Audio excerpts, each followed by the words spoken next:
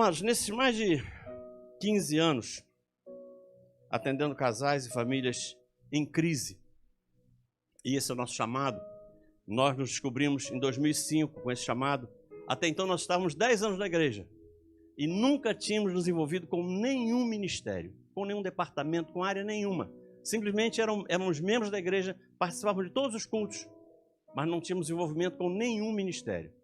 Nenhum ministério. Em 2005 a gente começou a caminhar por uma palavra profética do pastor Josué Gonçalves. E nesses mais de 15 anos que a gente tem de ministério, nós descobrimos que a maioria dos problemas familiares, estão concentrados em apenas 3 áreas. Eu disse quantas áreas? 3. Se você nunca parou para pensar sobre isso, pense se não é assim. Esses 3 relacionamentos são os mais desafiadores para toda e qualquer família, seja na igreja ou seja fora da igreja. E os problemas são os mesmos. O primeiro deles, tem causado dificuldade para muitas famílias, é o relacionamento conjugal. Talvez mais da metade do tempo que a gente investe ministerialmente seja para tratar de casais desajustados. Trabalhamos muito fazendo isso, é o nosso chamado. O segundo relacionamento que mais desafia as famílias é o relacionamento da família com o dinheiro. O relacionamentozinho complicado, mas muito complicado. E é fácil perceber isso quando a gente encontra algumas famílias que se desentendem quando falta dinheiro. Mas o pior é que elas se desentendem também quando o dinheiro sobra. Então o problema não é o dinheiro. O problema é a falta de habilidade em lidar com o dinheiro. E esse é um assunto que eu não tratei aqui ainda. E talvez hoje não, nos últimos talvez 5 ou 6 anos, seja o pilar mais forte do nosso ministério. A relação da família com o dinheiro. Temos trabalhado muito nesse pilar, temos trabalhado muito nessa área. Fazemos um seminário muito interessante chamado A Prosperidade da Família Cristã. Mas a gente vai ter a oportunidade de trabalhar nesse chamado, nessa área do nosso ministério aqui. Mas o terceiro relacionamento, que desafia muitas famílias, é o relacionamento entre pais e filhos. Perceba se não é isso. Famílias desajustadas, ou tem problema no casamento, ou tem problema com dinheiro, ou tem problema com filhos. O resto é resto. Nessas 3 áreas nós não podemos errar, porque o preço a ser pago para quem erra numa dessas 3 áreas é altíssimo. Nessas 3 áreas nós temos que vigiar dobrado. São 3 áreas vitais para toda e qualquer família. E é justamente sobre esse terceiro relacionamento que eu gostaria de conversar com vocês hoje nessa pré-conferência da família. Por quê? Porque eu cansei de ver gente trocando de emprego para tentar resolver problemas financeiros. E eles trocam de emprego. Só que eles nem sempre conseguem resolver esse problema. Mas também já vi muita gente boa trocando de cônjuge. O camarada troca de cônjuge, a moça troca de cônjuge para tentar resolver problemas conjugais. E o que acontece na prática é que você troca problemas que você já conhece por problemas que você nem conhece. Mas não tem como tentar resolver. Ouça, não tem como tentar resolver problemas com filhos, trocando de filhos. Sendo assim, nós vamos ter que aprender, nos preparar um pouco melhor para enfrentar esse tipo de problema. Mas como não é possível esgotar esse assunto em uma única reunião, hoje eu quero tratar sobre a importância do princípio da autoridade na educação dos filhos. A importância do princípio da autoridade na educação dos filhos. Mas pastor, com tanta coisa para o senhor falar nesse assunto, por que o senhor vai refletir justamente sobre a autoridade? Bom, primeiro, porque os pais dos nossos dias, os pais desse tempo que a gente está vivendo, eles estão muito mais preocupados em fazer com que seus filhos os amem do que fazer com que os seus filhos os respeitem. A preocupação toda dos pais dos nossos dias. Ele tem que me amar, ela tem que me amar, meu filho tem que me amar, minha filha tem que me amar. Parece que a preocupação é só essa. Pais são verdadeiros bajuladores dos seus filhos. Só que o que eles vão descobrir mais tarde é que é impossível ser amado por um filho que não respeite. Queridos, é impossível você amar a alguém a quem você não respeite. Respeito vem antes. E a segunda razão para eu ter escolhido refletir sobre a autoridade é porque aqueles pais que não conseguem fazer com que seus filhos reconheçam a sua autoridade, eles estão a um passo de perder esses filhos. Ouça, todo o processo da perda de um filho começa a acontecer a partir do momento em que esse filho ou essa filha deixa de reconhecer a autoridade dos seus pais. O processo começa aí. Por isso mesmo, esse relacionamento entre pais e filhos precisa estar debaixo do princípio da autoridade. E eu espero sinceramente que os princípios que a gente vai compartilhar hoje possam ajudar pais e mães a desempenharem esse desafiador papel de serem educadores dos seus filhos. Ah, mas eu não sei se a impressão é só minha, não sei se o pastor Paulo e a pastora Márcia têm essa impressão também, mas me parece que a cada tempo que passa, a cada geração que passa, fica mais difícil educar filhos. Fica mais difícil você tratar da educação e do cuidado com eles. E alguém pode estar pensando, mas pastor, peraí, pais têm problemas com os seus filhos desde a primeira família da Bíblia. Desde a primeira família da Bíblia, pais já tiveram problemas com os seus filhos, verdade. Porque lá um filho mata o outro e eles ficam sem os dois. Um porque morre e outro porque foge. Amados, ouça, nós vivemos numa época em que os nossos filhos são alvo de todo tipo de assédio. Pensa numa época difícil. É assédio das drogas, tanto drogas lícitas quanto drogas ilícitas. Nossos filhos são alvo do assédio da iniciação sexual precoce. Nossos filhos são alvo do assédio do homossexualismo. Nossos filhos são alvo do assédio da criminalidade. E perceba que não é somente no bairro onde a gente mora, na escola que eles frequentam, nas festas que eles vão, não. Não, porque na nossa época era assim. Pensa se não era assim. O filho começou com um problema com os amigos que caminham com ele. O que os pais fazem? Não sai mais com esse amigo. Não era assim? Não vai mais com essa menina. Não vai mais com essa... Proíbe, proíbe, proíbe. Ou se fosse na escola, você falava assim, não, vamos trocar de escola. Eu já vi pais trocando filho de escola, porque estava com um problema muito sério naquela escola, com os amigos, e trocava de escola. E já vi casos onde o problema era no bairro, na rua, e já trocaram de casa para resolver esse problema. Só que hoje isso não adianta, isso não funciona. Por quê? Porque o assédio mais perigoso que nossos filhos são vítimas hoje é o assédio que é feito através de redes sociais. É o assédio que é feito através de grupos de WhatsApp. Não está mais limitado a um local físico.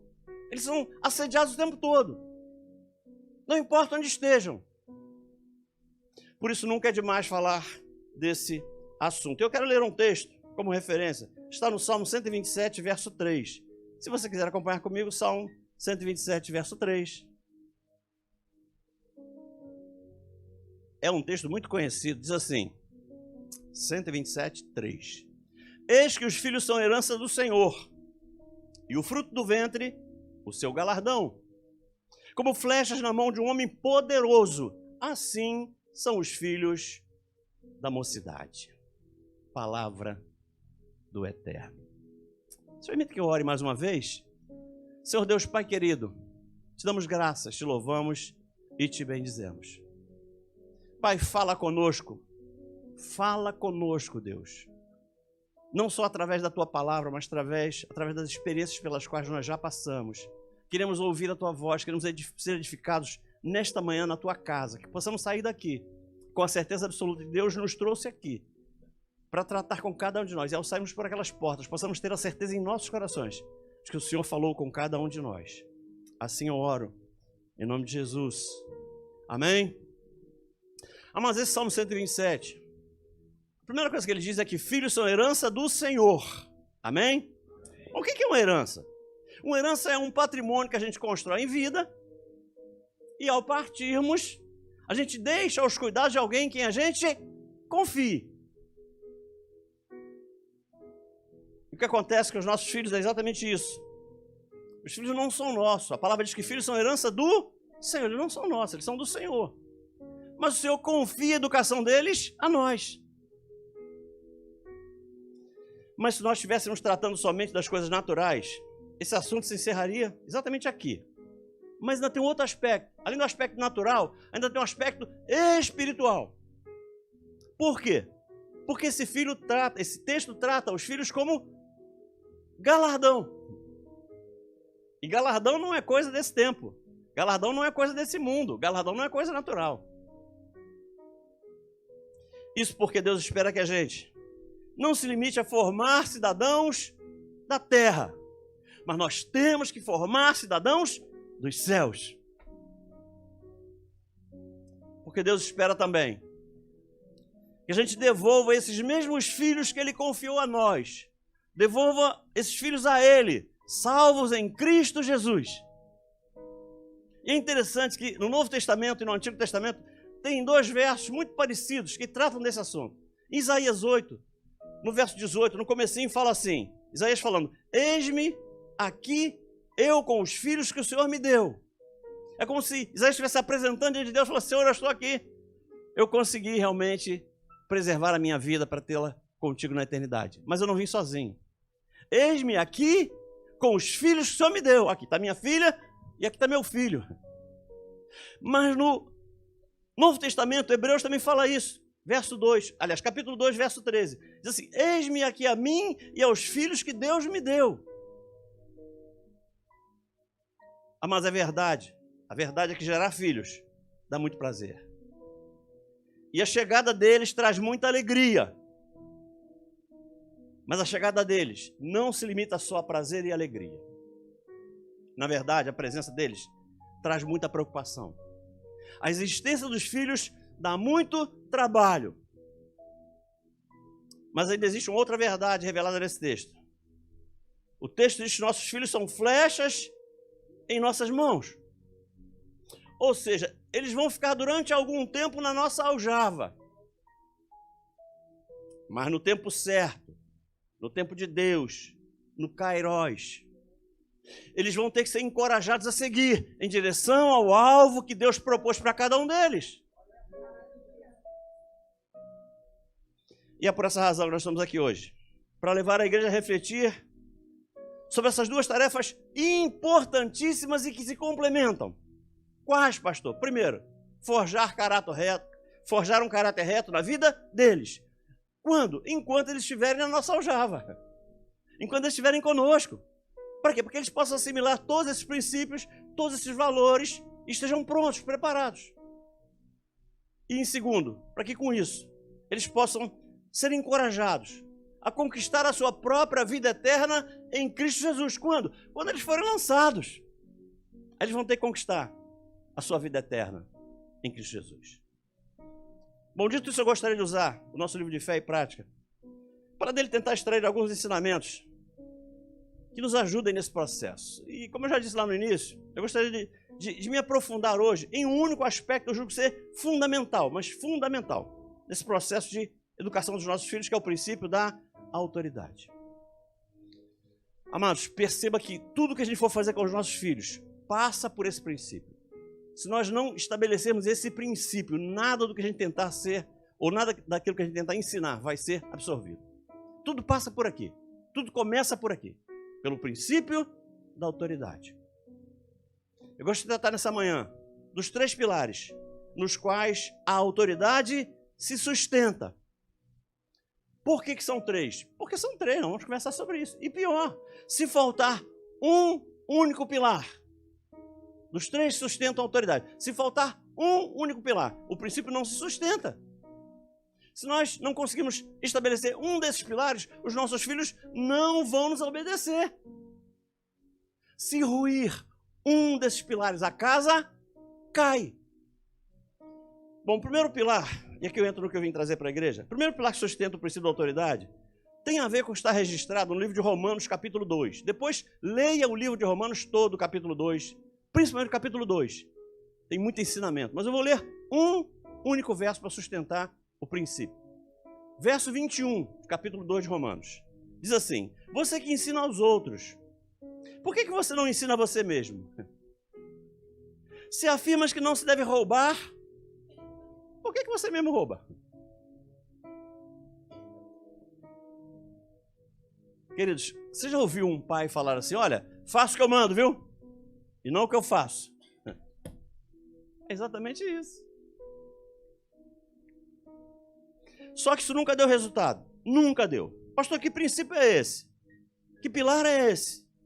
É o pilar da autoridade moral. Para construir essa relação de autoridade com o meu filho, eu tenho que ter autoridade moral. Pastor, como é que eu construo esse pilar na vida do meu filho? É vivendo aquilo que você tenta ensinar. Ou para ficar mais claro, é ensinando com a própria vida. É assim que a gente edifica o pilar da autoridade moral. A Bíblia tem um verso, e eu amo essa tradução, diz assim, Provérbios 22, 6. Eduque a criança no caminho que deve andar. Duas coisas me chamam a atenção, não somente nesse texto, mas principalmente nessa tradução que eu gosto muito. A primeira coisa que me chama a atenção é que a Bíblia não diz para educar o adulto, a Bíblia não diz para educar o jovem, a Bíblia não diz para educar o adolescente. Não. A Bíblia diz para educar a criança. O que Deus estava nos ensinando, quando Ele deixou esse verso registrado na Bíblia Sagrada, é que a idade ideal para começar a forjar esse caráter reto na vida dos nossos filhos é quando eles ainda são criança. É lá que a gente começa. E a segunda coisa que me chama a atenção é o verbo utilizado nessa tradução. Por isso que eu gosto dessa. Eu prefiro educar do que ensinar. Por quê, pastor? Porque para ensinar, basta que eu saiba. Mas para educar, é preciso que eu seja. E aí vai uma diferença enorme. Enorme. Você já viu um médico? Já viu um médico que fuma? Chega no consultório do médico, está lá um cinzeiro com uma guimba de cigarro. E o médico fala para você assim, olha, se você continuar fumando, você vai morrer. Mas você segue, sim ou não? Porque na relação médico-paciente funciona. Já viu um nutricionista que fala para você assim, olha, a tua alimentação tem que ser essa aqui, ó. E tu olha para ela tem 126 quilos. Você obedece? Porque na relação entre médico e paciente funciona. Mas na relação entre pai e filho não funciona assim. Não funciona, mas de jeito nenhum. Não funciona. Por isso, meu amado e minha amada, não importa quantas vezes a gente traga os nossos filhos para a igreja, se quando voltar para casa, nós não formos referência para eles. Você pode trazer 1000 vezes, todos os cultos. Mas quando chegar em casa, quando voltar para casa, tem que ser referência, tem que ser exemplo. Nós temos que ensinar o que é correto com as nossas próprias vidas e não somente com o nosso discurso. E nós erramos como pais muito, muito aqui. Se eu tivesse que resumir, eu diria que antes de darmos conselhos, eu não estou condenando o conselho, porque a Bíblia diz que a sabedoria vem da multidão de conselhos, mas antes de dar conselhos, nós temos que dar exemplos. Sabe onde muitos pais erram? Sabe onde muitos pais se enganam? Não dá para ensinar autoridade sobre um filho se ele assiste o pai questionar a autoridade do patrão o tempo todo. Mamãe não consegue ensinar autoridade sobre um filho se o filho vê ela questionar a autoridade do marido o tempo todo.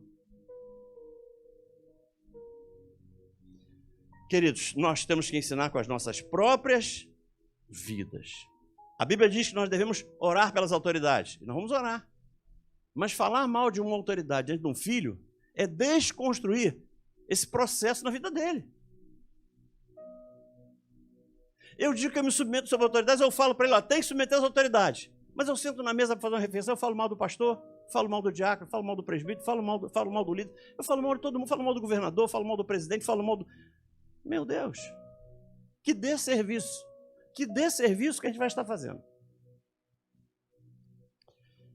Queridos, não adianta dizer para um filho, olha, filho, não pode mentir não, viu? Olha, não minta. E a gente fala, e está correto. Só que alguém bate no portão, você fala assim, ó, se for para mim, fala que eu não estou não. Gente, eu sei que ninguém faz isso aqui não. Isso é você dar um conselho para um cunhado, para uma cunhada, para um vizinho. Não adianta dizer que não se deve roubar, porque não se deve mesmo. Mas a gente não deve roubar. Aí a criança cresce um pouquinho mais, tem um pouquinho mais de discernimento e descobre que na casa dela a internet é gatonete. A TV a cabo é aquela que o cara vê na bicicleta e cobra no caderninho.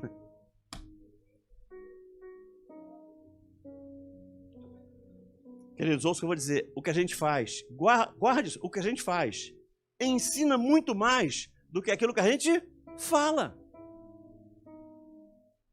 Nós não temos noção o quanto influencia um filho aquilo que eles veem a gente fazendo. Queridos, a família tem que cumprir esse papel. Ouça, a família tem que cumprir esse papel de escola formadora de caráter.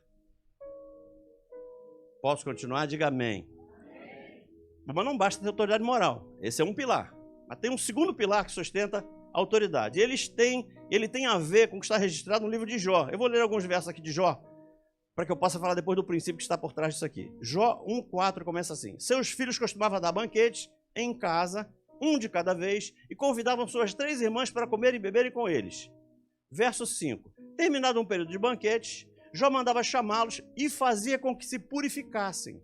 De madrugada ele oferecia um holocausto em favor de cada um deles, pois pensava, talvez meus filhos tenham lá no íntimo pecado e amaldiçoado a Deus. E aqui tem uma frase poderosa. Essa era uma prática constante de Jó. Ele não fazia isso esporadicamente, episodicamente, não. Essa era a prática comum na família de Jó. Bom, qual é o pilar que está aqui? Que pilar está registrado nesse texto? Que pilar eu quero ressaltar com base nesse texto? É o pilar da autoridade espiritual. Porque não basta ter autoridade moral. Se nós não tivermos autoridade espiritual, o princípio não se constrói. Eu tenho que ter autoridade espiritual. E o que é necessário fazer para construir esse pilar na vida do meu filho? É exercer com dedicação, com empenho, o papel de líderes espirituais dos nossos filhos. Cabe a nós exercermos esse papel de sacerdote dentro da nossa casa. Nós temos que ser líderes espirituais do nosso filho e da nossa filha. Interessante que Jó fazia 2 coisas que estão nesses versos, que se complementavam. Nós temos que fazer também. A primeira coisa que ele fazia, olha o que está no verso 5 na parte A. Jó mandava chamá-los e fazia com que se purificassem. Ou seja, Jó chamava os seus filhos à responsabilidade. Jó não era daquele pai ou daquela mãe que ficava passando a mão na cabeça do filho, não. Como diz aí no popular, passando pano. Não. Jó chamava e falava assim, olha, o que foi que eu ouvi falar? O que você fez? E a segunda coisa que ele fazia, está na parte B. Jó oferecia um holocausto para cada filho, pois pensava, vai que eles têm um pecado. Não sei. Não sei, vai que eles pecaram. Queridos, precisamos abençoar os nossos filhos enquanto nós vivermos. Não importa a idade deles, não importa. Nós temos que cobri-los em oração o tempo todo. Temos que interceder a Deus em favor deles durante todo o tempo e incondicionalmente. Essa dificuldade nós temos. A gente abençoa quando eles vão bem. Quando eles vão mal, a gente mete a boca. E o verso 4 nos revela um detalhe interessantíssimo, que ele fala assim, ó, seus filhos costumavam dar banquetes em casa, um de cada vez, e convidavam suas 3 irmãs para comerem e beberem com eles. Vê se você não entende como eu entendi isso aqui. Se os filhos de Jó davam banquetes cada um na sua casa, eles moravam com Jó assim ou não? Não moravam mais. Porque se eles davam banquetes cada um na sua casa e convidavam suas irmãs para comer e beberem com eles, é sinal de que esses rapazes não moravam mais com Jó. Eu não sei se eles eram casados, mas com certeza não eram crianças. O que eu aprendo com Jó? Jó não se importava com a idade que eles tinham, não. Jó continuava intercedendo em favor da vida deles. Essa leitura me permite afirmar que os filhos não eram crianças, mas Jó continuava intercedendo por cada um deles. E aqui eu aprendo com Jó. Porque Jó não diz ou não disse o que muitos de nós dizemos. Sabe o que a gente fala? Ah, pastor, eu fiz a minha parte enquanto eles eram pequenos. Pastor, agora é com eles. Pastor, assim, eu ensinei quando eles eram menorzinhos. Agora, se eles estiverem cometendo pecado, é problema deles. Pastor, o senhor se esqueceu que cada um vai dar conta de si? Pastor, o senhor não sabe que é salvação individual? Pastor, o senhor não sabe que todo mundo tem livre-arbítrio? Eu sei de tudo isso. Mas isso não é razão para nós deixarmos de abençoá-los. Intercedemos por eles. Não importa se já casaram. Não importa se te deram netos, não importa. Nós temos que continuar exercendo a nossa autoridade espiritual sobre a vida deles. E a pergunta que a gente tem que se fazer é o seguinte, olha, se a nossa casa fosse uma igreja, pensa assim, se a nossa casa fosse uma igreja, e nós fôssemos os pastores dessa igreja, será que os nossos filhos congregariam conosco? É para pensar, é para refletir.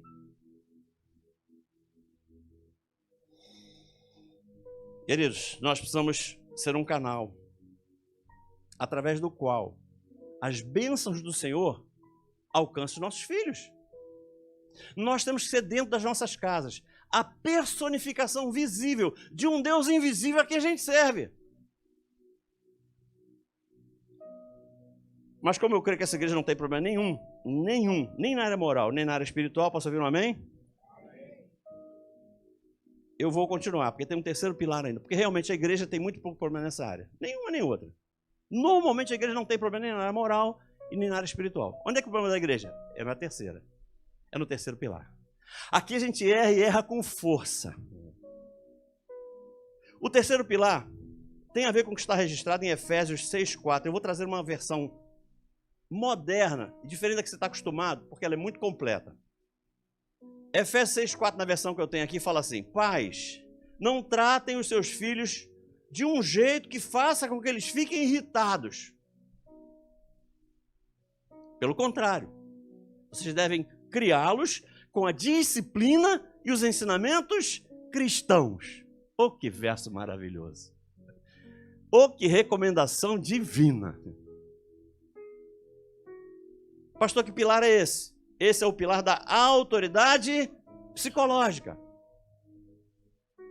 Porque o que falta a muitos pais, principalmente nós, né, que somos cristãos, não é autoridade moral e nem autoridade espiritual. O que falta a nós é a habilidade para exercer a autoridade. É aqui que a gente erra, por falta de habilidade. Amados, os dois primeiros pilares, pilar moral e o pilar espiritual, estiverem firmes, mas se faltar esse terceiro pilar, se faltar sabedoria, esse princípio não será ensinado. E qual é a consequência complicada? É que nós não construímos um caráter reto na vida deles, nós podemos comprometer o nosso relacionamento com eles, por falta de habilidade. Ao invés de criarmos filhos obedientes, e é tudo o que a gente quer, a gente acaba criando filho revoltado. Ou se o que não falta, eu vou a muitas igrejas, o que não falta nas igrejas são filhos rebeldes. Nós temos que desenvolver essa nossa habilidade como educadores dos nossos filhos. Posso ouvir um amém? Senão a gente acaba perdendo a confiança deles e perdendo a amizade deles. E isso é terrível. Se tem uma coisa que a gente não pode perder com os nossos filhos, é o relacionamento. Ouça, relacionamento vem antes de regras. Você só pode ensinar regras se você tiver relacionamento. Depois que o relacionamento se perdeu, acabou. Você pode falar o que você quiser. Por isso, meu amado, grito nunca foi demonstração de autoridade. Gente, eu costumo dizer que quando o grito chega, é porque a autoridade já foi embora, há muito tempo. Aliás, o grito só chega porque não existe autoridade. Porque na nossa época, o pai olhava para a gente e um olhar dizia tudo. Sim ou não? Dizia tudo. Precisava uma palavra. Hoje o pai fala assim, vem cá, ele sai. Vem cá, ele sai, vem cá. Aí ele corre. Sabe o que o pai faz? Corre atrás. Duvido que na minha época um pai corria atrás de um filho. Sabe o que ele falava? Sabe o que a mãe falava? Tu esqueceu onde é que tu vai dormir? Esqueceu que você vai ter que voltar para dormir? Acho que você esqueceu. Por isso eu gostaria de usar esse tempo que eu ainda tenho para me aprofundar um pouquinho mais nesse terceiro pilar, porque nesse momento alguém pode estar pensando assim, mas pastor, eu estou convencido disso. Realmente. Só que eu não consigo, pastor. Os meus filhos simplesmente não me obedecem. Por isso eu gostaria de refletir com vocês sobre 3 passos que qualquer um pai ou mãe que quiser conquistar ou reconquistar a autoridade que perdeu vai ter que dar. São 3 passos imprescindíveis. Em outras palavras, o que você tem que fazer para que os teus filhos reconheçam a tua autoridade? Ponto. Primeiro passo. Estabeleça limite. Você vai ter que dizer o que pode, com quem pode, quando pode, até onde pode, até que horas pode. Filho não nasce sabendo. Você vai ter que determinar. Você vai ter que instruir desse jeito. Você vai ter que estabelecer limite. Eu sei que aqui não tem isso, pastor, mas eu estou cansado de ver isso lá em Xerém, meu Deus. Tem pais que, por serem ausentes nesse processo de educação, eles acabam permitindo tudo. Tudo. Pode tudo. Parece até a regra que eu tenho na minha casa. Com os meus netos eu tenho uma regra lá em casa. A regra lá em casa com os netos é assim, ó, na casa do vovô pode tudo. Já falei isso para eles sabem, eles repetem para os pais. Eles repetem para os pais. Na casa do vovô pode tudo. Só lá, é claro. É claro. Olha, se os pais educarem os filhos, os avós vão curtir. Se os pais curtirem os filhos, os avós vão ter que educar. Queridos, foi o próprio Deus quem começou a ensinar isso a nós, através de Adão. Lá no capítulo 2 de Gênesis, ele falou assim, você pode comer de toda a fruta do jardim, menos da árvore do conhecimento do bem e do mal. O que é que Deus estava fazendo? Se não estabelecendo um limite para Adão. E que Adão, como filho, teria que obedecer. Ele teria que obedecer. Mas não obedeceu. Infelizmente, o mundo moderno tem consumido todo o nosso tempo. E aí, o que acaba acontecendo é que a gente não tem mais um tempo de qualidade para dedicarmos aos nossos filhos. Porque parece que todo o nosso tempo é consumido lá fora. E a consequência dessa realidade é que eu vejo pais que com a consciência pesada, porque não tem um tempo de qualidade para dedicar ao filho. Aí eles têm receio de negar algo. Parece que a consciência deles os acusa e eles são incapazes de dizer um não. O caba pensa assim, poxa, mas eu não estou com meu filho quase tempo nenhum. E quando eu estou com ele, ainda vou ter que dizer não? Vai. Vai. Queridos, nós não podemos nos enganar. A gente fala assim, porque, pastor, assim, se eu começar a dizer não pode, só pode... Pô, pastor, ele vai ficar chateado. É claro que vai. É óbvio. Toda vez que você estabelecer um limite, você vai ser questionado. Não tenha dúvida disso. Mas vai ser questionado mesmo. Por quê? Existe uma diferença muito grande de maturidade e de experiência entre você e eles. Você percebe coisas, já passou por coisas que eles não passaram ainda. Então você vai estabelecer um limite. Se você falar que é até às 11, ele vai questionar. Se você falar que é até meia-noite, ele vai questionar. Se você falar que é até 1 da manhã, ele vai questionar. Tem dúvida? Normalmente a tendência é que o nosso limite seja um pouco mais apertado do que aquele limite que eles gostariam. Mas o grande benefício é que quando a gente estabelece um limite, ouça o que eu vou falar, quando a gente estabelece um limite, esse limite que nós estabelecemos vai dar a proteção espiritual que eles necessitam. O que vai delimitar a proteção que nós estamos dando é o limite que nós estabelecemos. No reino espiritual é como se a gente abrisse um guarda-chuva e dissesse assim, olha, se vocês permanecerem embaixo desse guarda-chuva, ninguém vai se molhar. Só que aí os filhos, na adolescência, na mocidade, até na infância, eles são ousados, impetuosos. E eles vão sair algumas vezes desse guarda-chuva e vão dar uma volta. Sim ou não? Só que assim, eles saem uma vez e dão uma volta. E não chove, eles voltam sequinhos. Aí eles saem de novo e já não vão mais aqui, eles já vão agora lá na outra esquina. E não chove. Eles voltam sequinhos. E aí na terceira vez não vão mais aqui, já vão no outro bairro. Aí a chuva cai. E eles voltam todo ensopado. É mais ou menos o que acontece na nossa vida. Queridos, o reino espiritual reconhece isso. O reino espiritual reconhece isso. E ele sabe que quando um filho ultrapassa esse limite que os pais estabeleceram, os filhos vão para uma região, vão para uma área, vão para um lugar onde não existe proteção para eles. Pode não acontecer nada? Pode. Mas pode acontecer tudo. Que eles têm pais que são incapazes de confrontar um filho, mesmo que eles reconheçam que o filho está errado. Meu Deus! A Bíblia diz que é sim, sim, e não, não. E o que passar disso é de procedência maligna. Ah, mas pastor, nós já estamos no século 21. Que é isso, pastor? O senhor está ultrapassado. É? Será?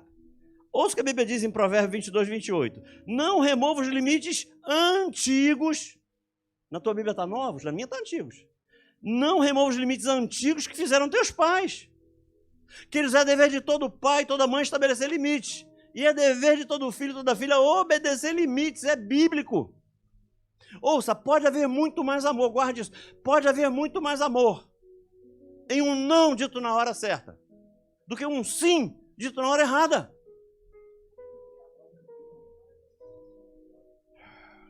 Mesmo que teu filho fique de bico uma semana, não importa. Ele vai ficar de bico uma semana, não esquenta. Não. Gente, ouça, não basta amar. Eu vejo muitos pais errando aqui, não basta amar. Ou você acha que a mãe de um menino que se delinquiu não ama esse filho? Ama. Mas não basta amar, tem que dar limite.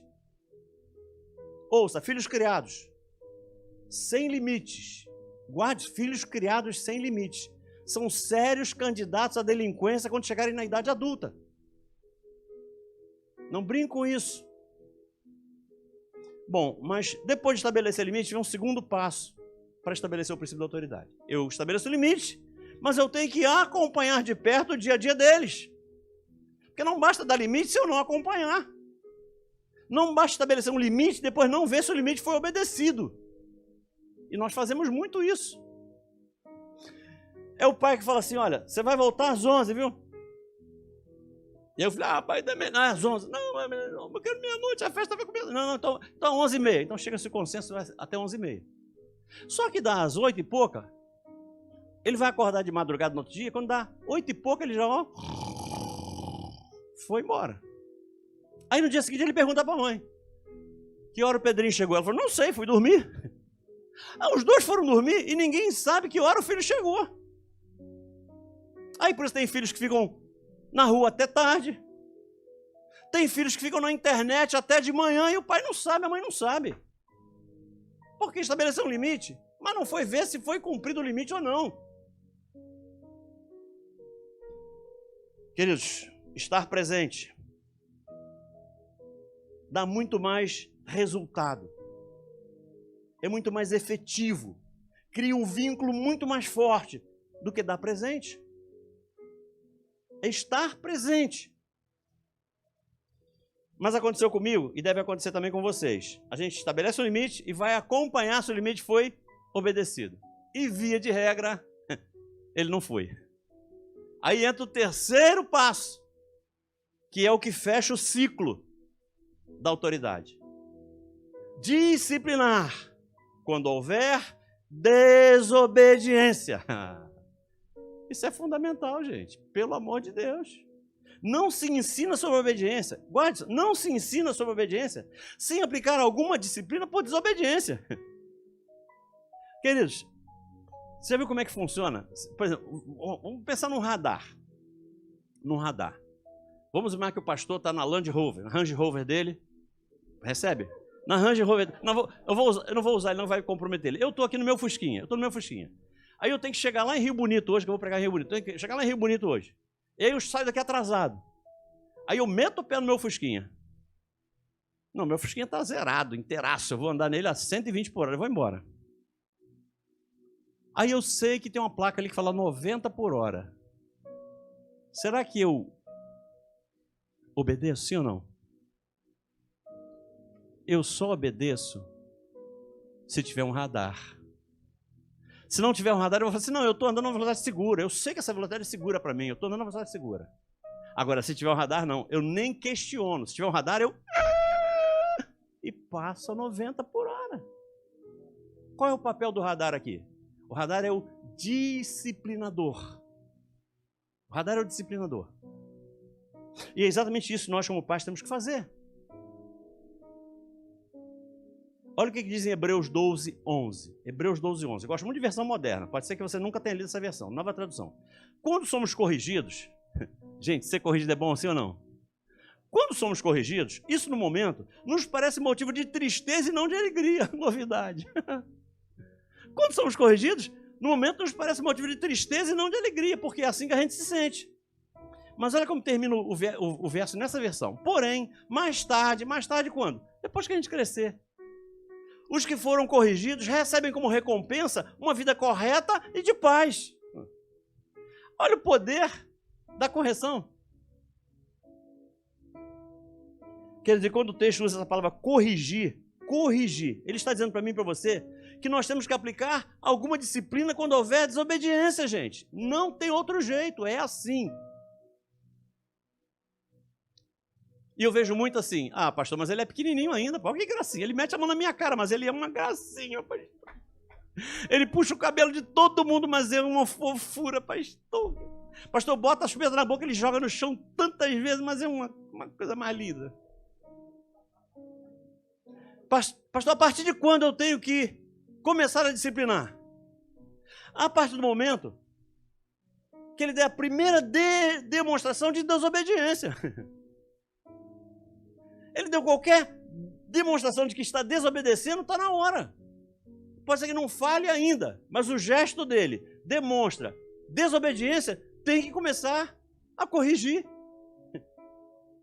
Olha o que diz a Bíblia em Provérbios 13, 24. O que retém a vara aborrece a seu filho, mas o que o ama cedo, olha aqui, mas o que o ama cedo o disciplina.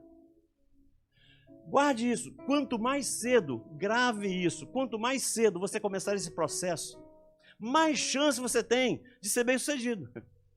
Porque quanto mais tarde você começar, menos chance você tem de ser bem-sucedido. É simples assim. Sem contar, meu irmão, olha só, sem contar que se os nossos filhos não aprenderem esse princípio durante o processo de educação deles, se eles não forem forjados com esse princípio, como é que eles vão mais tarde, quando eles constituírem a sua família, como é que eles vão ensinar isso aos filhos deles? Se eles não aprenderam? Tem chance, sim ou não? Não tem, eles não aprenderam.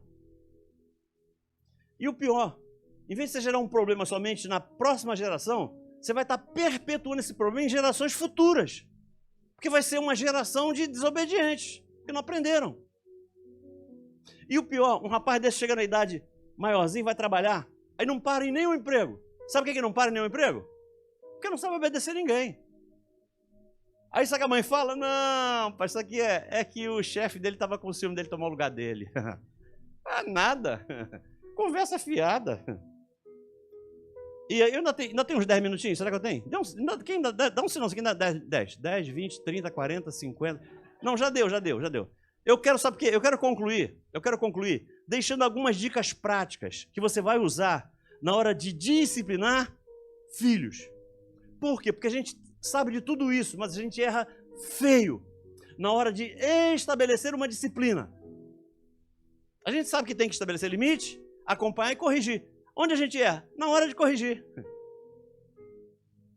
Existe uma verdade, amados, que está escondida na essência desse conceito de corrigir ou de disciplinar, e que muitas pessoas não perceberam ainda.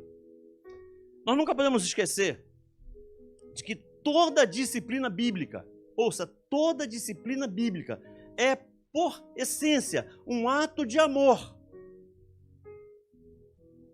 Olha o que diz Hebreus 12, 6. Meu filho, Não despreze a disciplina do Senhor, nem desanime quando por ele for repreendido, pois o Senhor disciplina a quem ama e educa a todo aquele a quem recebe como filho. Então, a nossa disciplina tem que ser uma manifestação do nosso amor, e não das nossas frustrações, dos nossos aborrecimentos, das nossas mágoas, das nossas insatisfações. Porque a pior coisa que tem é um pai disciplinar um filho num momento desse. Primeira dica prática: nunca se utilize de nenhuma dessas formas de disciplina. Quais são, pastor? Já viu alguém falar assim, olha, sabe que tu pisou na bola, né? Então, no culto doméstico hoje, você vai ter que orar em voz alta. Olha, tu vai estudar o capítulo 5 de Efésios, e eu chegar de noite, eu vou querer ver se você estudou. Chegou tarde? Ah, chegou tarde, que lindo. Amanhã tu vai acordar às 7 da manhã para ir para a escola bíblica. Tu vai ter que ir. E tem mais, o retiro de jovens está cancelado, tu não vai mais. Queridos, pensem comigo. Orar é castigo, sim ou não? Ir para a escola bíblica é castigo, sim ou não? Ler as escrituras é castigo, sim ou não? Mas para o teu filho vai ser. Ele vai entender como sendo. Porque você se utilizou desse expediente para dar a ele um castigo. Então, na cabeça dele, isso para ele é castigo. Então, pelo amor de Deus, nunca se utilize de nenhuma dessas formas, porque não é produtivo. Posso ouvir um amém? São só 12. Segunda dica prática para disciplinar filhos. Queridos, quantas vezes eu vejo pai errando aqui, mãe errando aqui? Ouça, existe idade de bater e existe idade de cortar privilégios. Pastor, não entendi. Vamos imaginar que o filho chegou. Você marcou 11 horas da noite. Aí ele saiu do cinema e foi comer pizza. Aí você ligou, o telefone estava sem carga, sem bateria, você não conseguiu falar. Aí você ligou para a amiga do amigo que liga, foi aquele desespero. Aí ele chega 1h30 da manhã. 15 anos, 16 anos. Ele bota o pé do lado dentro da porta e você lá, manda a mão na cara. Se você aprender a não deixar sua mãe preocupada mais aqui até 1h da manhã, já liguei para a delegacia, hospital, já liguei. Pensem comigo, pensem comigo. 16 anos é a idade de bater, sim ou não? Sim ou não? Agora, tu pega uma criança de 6 meses, que joga as pelas no chão, aí a mãe lava, água fervendo, esteriliza, é meia hora. Quando ela bota na boca, a criança pega e joga no chão. É a idade de cortar privilégio, sim ou não? Porque você fala assim, olha, você vai ficar 6 meses sem chupeta por essa calça. Adianta? Não é idade de cortar privilégio, é idade de que o quê? Dá uma esquentadinha no bumbum assim, vê se ele não vai entender. Ele vai entender rapidinho, não vai jogar mais. Porque na hora de cortar privilégio, é cortar privilégio na hora de bater. Porque assim, você bater na hora de cortar privilégio, vai dar problema. E cortar privilégio na hora de bater também vai. Agora, bater quando é para bater, educa. Bater quando não é para bater, fere. Tu pega um jovem desse, de 15, 16 anos, e fala assim, olha, tu vai... Ah, meu Deus. Tu fala assim, pega um jovem e fala assim, ó, vem cá, tu vai ficar 1 mês sem celular porque você chegou tarde. Sabe o que ele fala? Pai, bate na cara, mas me dá o celular, pelo amor de Deus. Pode bater na cara, eu deixo. Mas me dá esse celular, não me deixa sem celular, pelo amor de Deus. Meu Deus. Ainda tem mais aqui. Terceira dica prática.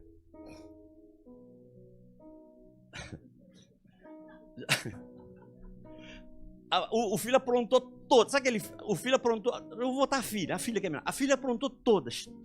A mãe não aguenta mais. A mãe fala assim: tu vai pro quarto e não sai desse quarto mais hoje.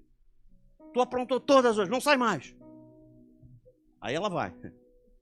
Aí o pai chegou 8h30 da noite. Filha! Filhona! Ué, cadê ela? Tá no quarto de castigo, porque ela aprontou tudo, tá no quarto. Ah, que isso, vem cá, dá um abraço, vai. Pode sair, vai tirar. Qual é a terceira dica prática?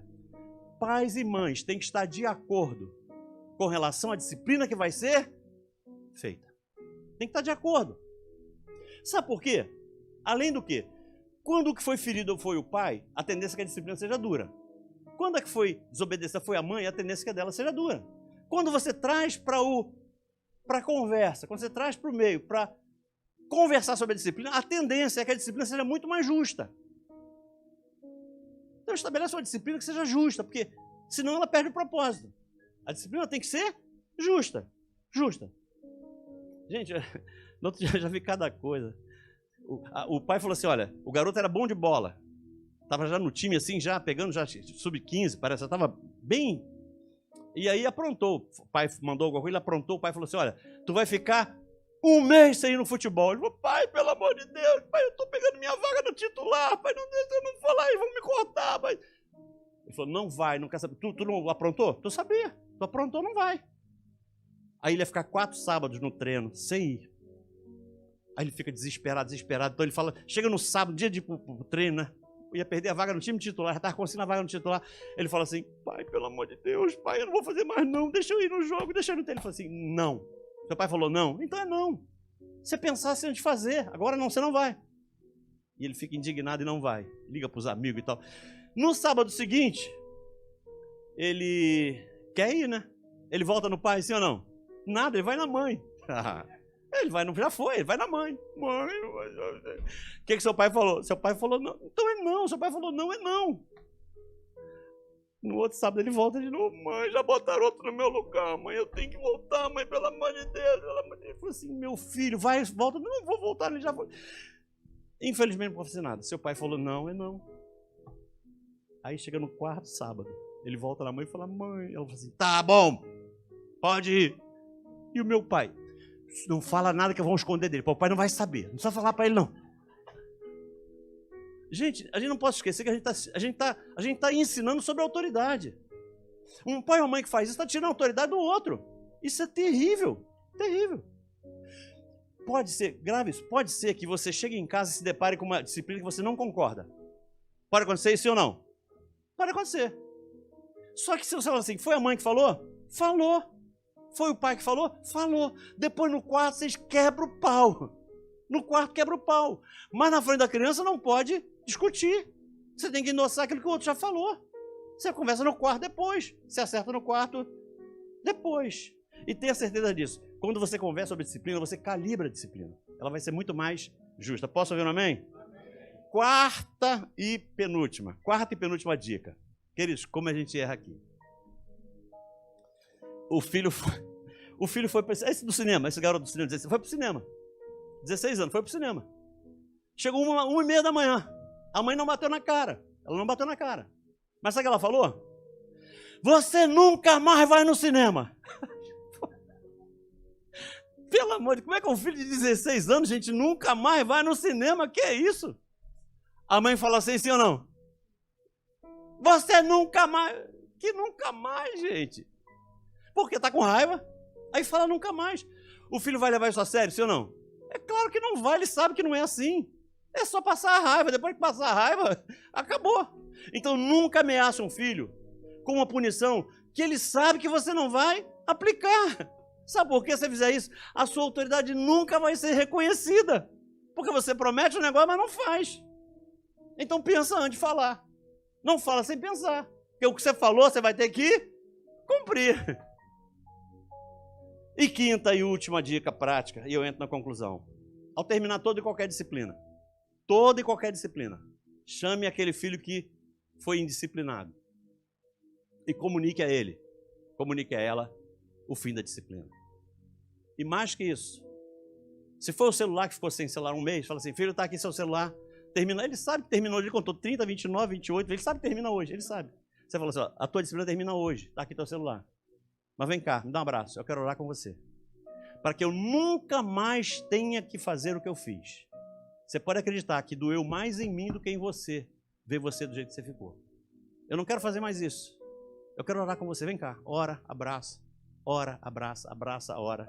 E eu tenho certeza que você não vai deixar nenhuma sequela na memória emocional desse filho. Ele vai entender por que é que ele foi disciplinado. E aqui eu entro na conclusão. Para falar de algo que eu não sei se é verdade, mas a gente escuta muito falar isso. Dizem que naquele dia vai passar um filme na nossa frente. De como é que nós vivemos aqui. Como é que foi a nossa vida aqui. Dizem que passa um filme da nossa vida. Se isso é verdade, nesse filme vai passar como é que você foi como pai e como é que você foi como mãe. Vai passar lá. Naquele dia, nós vamos ter que dar conta a Deus de todas as ações que a gente teve. Vamos ter que prestar contas a Deus de como é que nós cuidamos de uma herança que não é nossa, é dele. Filhos são herança do Senhor. Então Deus vai nos pedir conta de como é que nós cuidamos da herança dele. Se você tem alguma dúvida de como é que você tem sido, como pai ou como mãe, eu te sugiro algo muito simples. Faça uma pergunta para o teu filho. Faça uma pergunta para a tua filha. E você vai ter informações que vão te ajudar a pensar. Vão te ajudar a refletir. E mais, se os nossos filhos não puderem ver, se os nossos filhos não puderem ver traços do caráter de Cristo em nós, principalmente nós somos pais, se eles não puderem ver traços do caráter de Cristo em nós, eles vão ter muita dificuldade de chamar Deus de Pai. Nós não vamos estar atrapalhando somente a educação deles, nós vamos estar atrapalhando a comunhão deles com Deus. E eu creio que ninguém aqui quer isso. Posso ouvir um amém? Amados, eu trabalho com família há muitos anos e eu tenho visto coisas que me deixam estarrecidos. Tem pais dizendo, eu já vi isso algumas vezes, pais dizendo que Deus revela tudo a eles. Pastor, Deus me revela tudo. Mas eu conheço a família.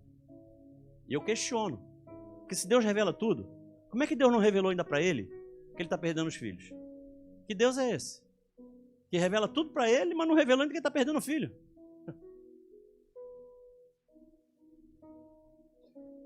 Eu não sou contra. Eu acredito que Deus revele. Eu só estou dizendo que tem gente usando isso como desculpa, como pretexto. Tem mãe que fala a língua dos anjos todas as vezes que vem na igreja, e eu não sou contra isso, que fale. Mas ela fala a língua dos anjos na igreja, mas é incapaz de falar a língua da filha quando volta para casa. Aí é problema. Ouça, se nós formos negligentes e não ensinarmos aos nossos filhos os princípios eternos, ouça, se nós formos negligentes e não ensinarmos aquilo tudo que presta, o inimigo não vai ser negligente. Se tem uma coisa da qual ninguém pode acusar o inimigo é de ser negligente. Ele é trabalhador, o bichinho trabalha e trabalha muito. E ele vai tentar ensinar aos nossos filhos tudo o que não presta. Amados, ouça, nós não podemos permitir que a nossa casa se transforme num grande orfanato. Grave isso, nós não podemos permitir que a nossa casa se transforme num grande orfanato. Pastor, por que o senhor está dizendo isso? Você sabe qual é a grande característica de um orfanato? Um orfanato é um local onde existem crianças, só que as crianças que ali estão carentes de amor, de carinho, de afeto, de cuidado, de atenção. Estão carentes. E o pior, uma criança que está no orfanato não está olhando para dentro do orfanato. Grave isso. Uma criança que está no orfanato não está olhando para dentro do orfanato. Uma criança que está no orfanato está olhando para onde? Para a porta da rua. Por quê? Porque na cabeça dela, um dia vai entrar alguém por aquelas portas e vai tirar ela dali para dar a ela tudo aquilo que elas necessitam, mas que ali não tem.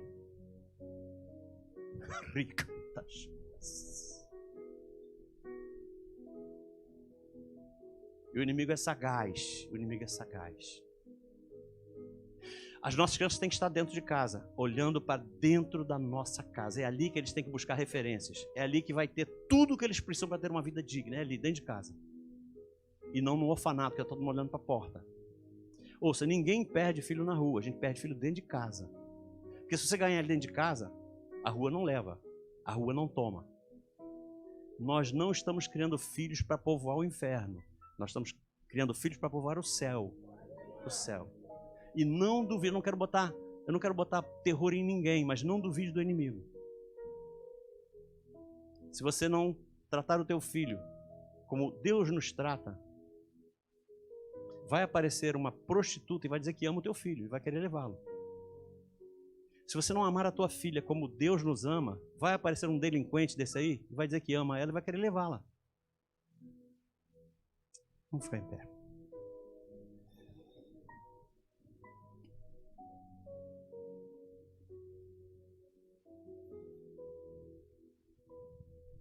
Deus te trouxe aqui hoje para te fazer uma pergunta. Como você tem cuidado da herança que Ele te confiou? Como você tem cuidado dessa herança maravilhosa que Ele confiou a mim e confiou a você? E nós temos que responder isso para nós mesmos. Se eu perguntasse para você, qual será o galardão que você vai receber cuidando do filho que Deus te confiou? Você tem ideia de qual vai ser esse galardão? Vai ser um galardão extraordinário, será? É para a gente pensar. É para a gente refletir. Eu não sei se você tem problema com os seus filhos, mas eu sei de uma coisa. Eu encontro em muitas igrejas pelas quais eu passo, pessoas que me procuram depois do culto, pedindo ajuda exatamente nessa área. Pastor, a minha filha assumiu a homossexualidade. Pastor, meu filho está envolvido com uma prostituta. Pastor, meu filho fugiu de casa com uma macumbeira. Eu já ouvi e tenho aconselhado pessoas que você nem imagina. E cabe a nós, como pais, sermos os maiores intercessores dos nossos filhos. Isso não é algo que se faça do dia para a noite. Ninguém dorme com a relação com os filhos em dia e acorda com a relação destruída. Não é assim que funciona. Isso é um processo. Então que a gente tenha essa consciência de que sempre há tempo de mudar o rumo. Sempre há tempo de consertar algo que não está indo da forma correta. Porque o nosso Deus é o Senhor do tempo. Creia nisso. Ele é poderoso para fazer infinitamente mais do que pedimos ou pensamos, segundo, olha só o verso termina, segundo o poder que em nós opera. Sabe que poder é esse? É a nossa fé. Ele só pode ir na nossa vida até onde a nossa fé permita que ele vá. O que limita o poder dele em nós é a nossa fé. Então creia. Se há algum problema na tua relação com o teu filho, creia que é possível reverter. É possível. Desde que você assuma um compromisso com Ele, de quem os nossos filhos são herança. Assuma um compromisso com Ele, de começar a partir de hoje. Colocar em prática aquilo que você ouviu. Eu acho que eu não falei nenhuma novidade, eu só vim aqui te avivar a memória. Fazer você pensar sobre isso, fazer você refletir sobre coisas que você já sabia, mas que estavam de lado. Se você tem um problema na relação com o filho, eu quero orar pela sua vida. Porque nós temos sido privilegiados nessa área. Os nossos filhos, eu louvo a Deus por isso, isso é obra e graça do Espírito Santo. Eles são filhos que nos dão muito prazer e muita alegria.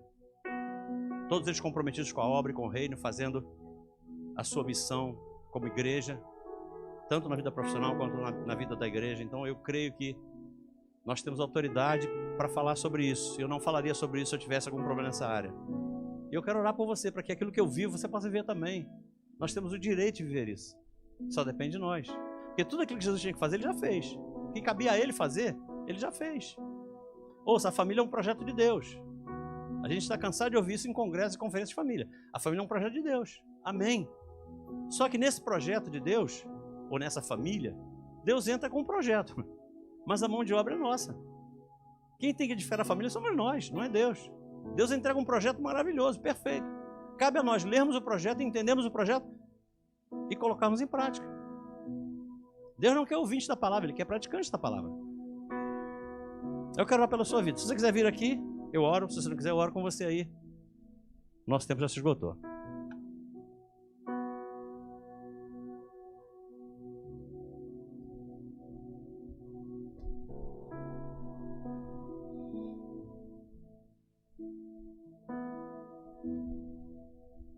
Vamos orar a Deus, para que Deus cele essa palavra no teu coração e que o inimigo não a roube quando você sair por aquelas portas. Senhor Deus, Pai querido, te damos graças, te louvamos e te bendizemos. Sabemos que esse é um relacionamento desafiador. Nos dias de hoje, tem sido mais desafiador ainda. Que o Senhor possa entrar com providência na família e na vida dos teus filhos e filhas que aqui estão. E que se porventura há algum problema nessa área, na família de qualquer um daqueles que aqui estão, ou daqueles que nos ouvem ou nos assistem pela internet, o Senhor possa entrar com providência e dar aos teus filhos a estratégia necessária para que eles possam começar a mudar comportamentos, na expectativa de que em Ti eles vão reverter essa situação. E eles vão cuidar como o Senhor gostaria que eles cuidassem de uma herança que não é nossa, mas é do Senhor. E que com isso, o galardão dos teus filhos seja extraordinário nos céus, porque eles vão ter cumprido esse papel tão desafiador que é ser pai e é ser mãe, com ousadia e com autoridade. Eu peço seja assim, mas crendo no Deus que a gente serve, eu já te agradeço. Deus, muito obrigado. Assim oramos, em nome de Jesus. E essa palavra vale um amém? Amém. Glória a Deus.